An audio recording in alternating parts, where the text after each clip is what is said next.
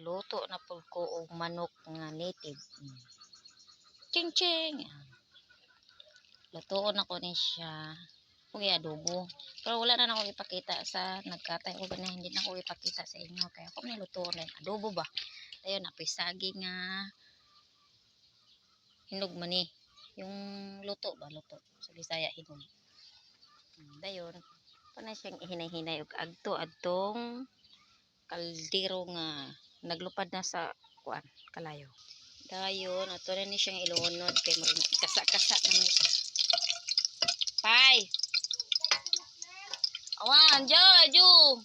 Dun sa pwesto nyo.